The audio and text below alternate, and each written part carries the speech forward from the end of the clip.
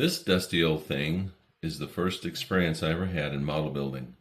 When I was 8 years old, my mother took me to a local department store and helped me pick it out.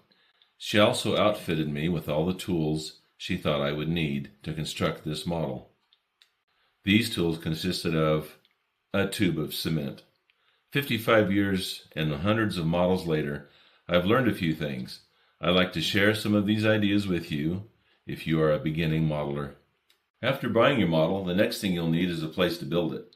What you're looking at might be a dining room table. It might be a coffee table. It might be a desk. Regardless of what it is, the last thing you want to do, if you want to remain popular around the house, is to spill paint or glue on it or scratch it up. To protect it, I found a few items that help preserve my working surface. This is a piece of simple cardboard. It cost me nothing but a few minutes to cut it out of a cardboard box. Another idea is to use a desk calendar to protect your building surface. As you can tell by the date, this is an old calendar. Being out of date, the cost was very reasonable, so I purchased several. You can find these free of charge at places like banks, real estate offices, or title companies who give these away as advertisements. Now that you have your model, cement, and building surface, you're ready to begin. The parts to these kits come on runners. Ideally, you don't want to twist the model parts off the runners. Inevitably, wherever you see the connection point, by twisting the parts free, you will leave behind a small chunk of your kit. That is unsightly and will require filling later on. The nail clippers saved me from having to twist and pry the parts off of the runners. When you remove the parts from the runners, you'll often leave behind a small burr. These can be unsightly and certainly not realistic.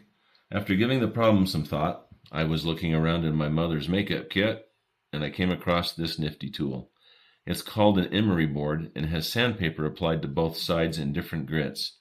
Its intended purpose is to sand fingernails. The emery board did a wonderful job removing those plastic burrs.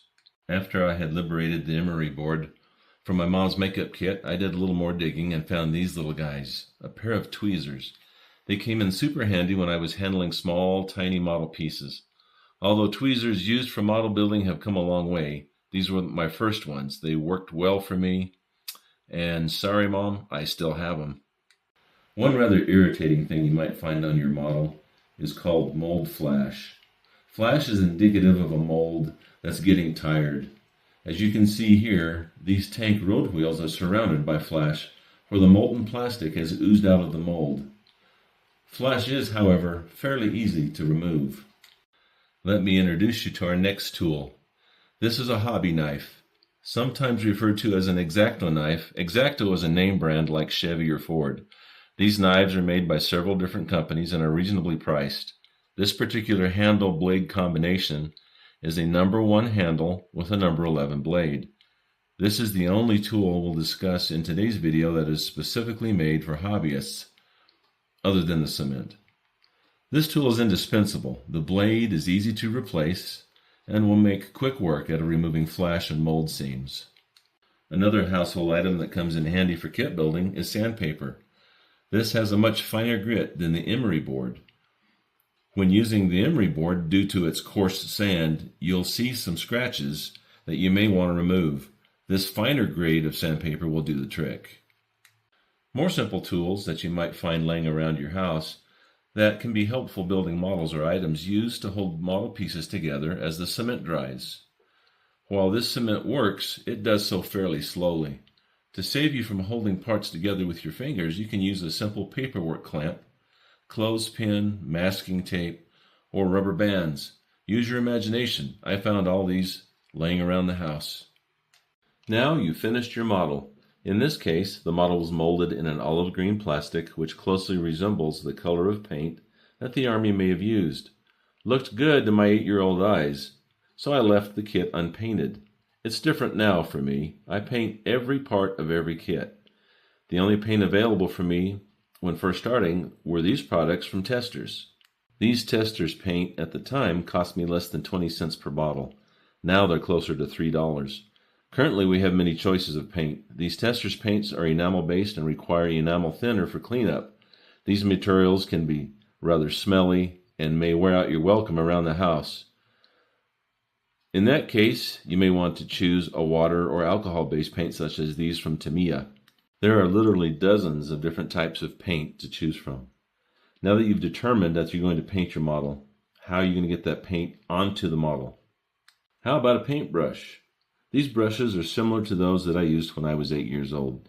They are still fairly inexpensive, just over $3 for this particular set.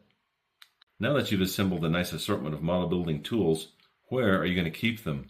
What I did was made use of a cigar box. This was the perfect size for me as a person new to the hobby.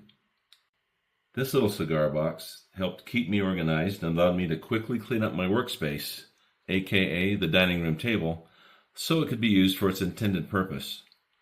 I have since outgrown this little cigar box, but it is where I started. If you're new to modeling, I hope this video was helpful and instructive for you and has empowered you with a little information that you'd need just to get started building, and in so doing, helping you stretch your hobby budget and to get you to that bench. Please remember to buy local and support your local hobby shops if you can. If you've enjoyed this video, please consider hitting that like button and subscribe to my channel for more videos designed to help us enjoy our time at the bench.